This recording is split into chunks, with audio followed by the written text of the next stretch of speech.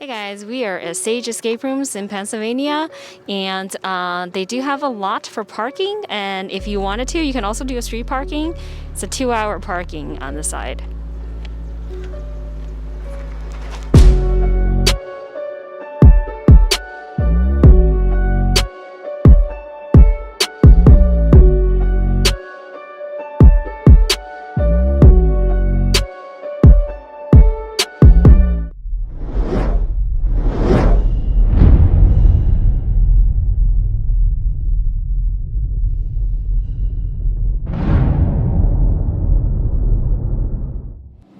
Hi guys, we are at Sage Escape Rooms. Super awesome, great escape room. And it is in Suite 2B, but there's no stairs or anything, so you don't need to climb stairs. And then I'm really excited because this looks like a factory kind of building, and the ceilings are super high, so let's go check them out.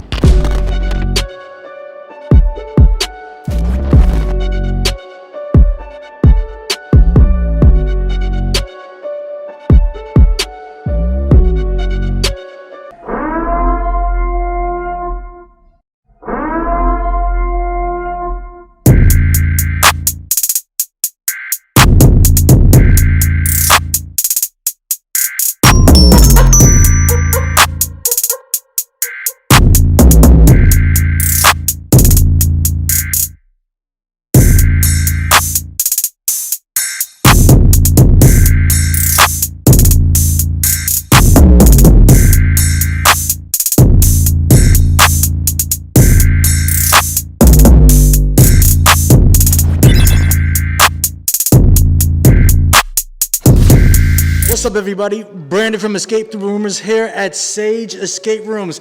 All right, Sage, let's hear it. What's Sage? Super awesome, great escape. There you go. All right, first question out the way. No, I'm just kidding. We have tons of questions for you. And we're right now we're at Phoenixville, Pennsylvania. I just want to make sure because it's been a crazy, hectic day so far. And again, we're at Sage Escape Rooms. They currently have, how many rooms do you have available right now? We've got one in-person escape adventure, and then we've got 2 mobile rooms that we can bring and put into your place. And then she also designed a remote room that you can do over the computer. Wow, okay. And speaking of which, I'm with Ron. How are you? Fantastic. And Michelle, how are you? All right, so we have a couple more questions for you.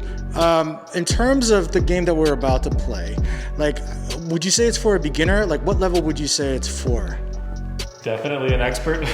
Okay. Yeah, but for beginners, we do try to help with clues and whatnot, if they want them. They usually do. Gotcha. We have some backup today, so hopefully we'll be able to get through this room. And I believe it's 75 minutes. Yeah. Wow. All right. Second question for you is, what are some of the obstacles, challenges you faced while creating? I believe it's called the Purgers, right? Yeah, you got it. What are some of the obstacles or challenges you faced while creating it? Well, when we did the beta test, it took our beta testers about 2.5 hours to get through. And that was just because of our inability to understand how to make a non-hackable yet reasonably sort of the right difficulty room. We always want something to be really difficult for ourselves when we do our escape adventures, and so we designed every puzzle to be probably on the more difficult side. And we had to go back and redesign the whole thing. All right, we'll be back. We need to get some coffee. No, I'm just kidding. So, Michelle, tell me, what are some of the funny things you've seen or heard players do while they were in your room? Okay, so without any spoilers, there is a mannequin in the room that's kind of creepy. And we've had people scream, fall over when they notice it. We also have augmented reality in the room that, again, I don't want to spoil anything, but when you get that working, it is creepy. And people scream, a lot of younger ladies. Grown men. Scream really, really loud, and it's really fun to watch. One girl backed up against the wall and then sat down. In fetal position, it was really I fun. might reenact that later. That's right. Teacher, I need to use the restroom. Sorry, I was just forced a habit whenever I'm... Well, your time will continue to tick, but you're welcome to leave whenever you'd like. All right, so we want to ask you guys, because this especially for players who are looking to venture out and get back into in-person escape rooms again. What are some of the changes that you've had to make or implement to accommodate for the pandemic situation? So it's actually interesting. We are planning to open right when the state closed down. So we've only operated this room in the pandemic, so nothing's changed, but we literally spray everything down, clean every piece of this room. And every room is private, of course. Yeah. And so we get a lot of groups of 2 or 4, which is definitely probably not what we were expecting when we first opened. So I guess we'll kind of just see where it goes. If people are starting to get comfortable being with strangers again and the sort of regulations allow it, eventually we'll probably go back to that. But otherwise, I think the only thing, your remote room is the only thing that we've really kind of started that will probably continue if there's interest. Right. Just for corporate team building. So before we opened this room, we were doing a lot of corporate team building with the remote rooms that he discussed earlier. And so we made a remote room, and we were able to, we ran a room with people from California.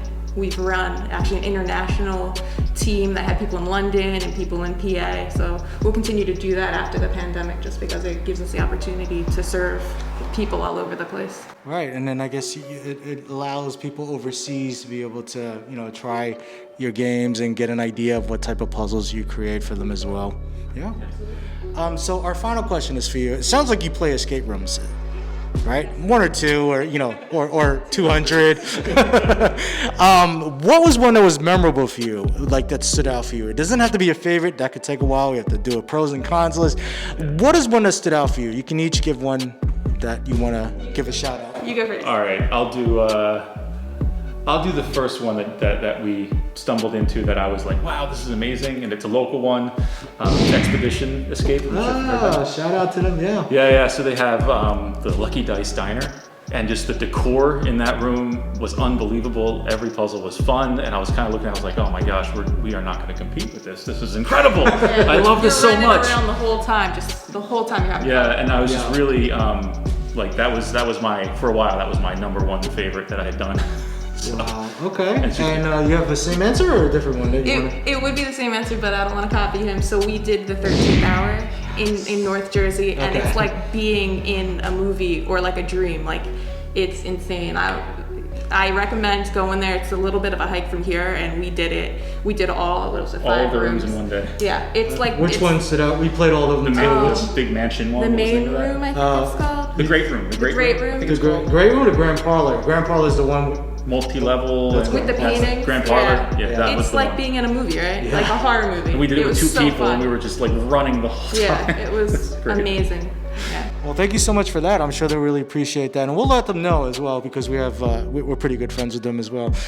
You guys, make sure you like and subscribe to our YouTube channel. Follow us on Instagram. We're going to give you a sneak peek of more of this room, which is called the Purgers. Check out our website for our review and what we thought of the game as well. And and you won't be disappointed when you come over to Sage Escape Rooms in Phoenixville, Pennsylvania.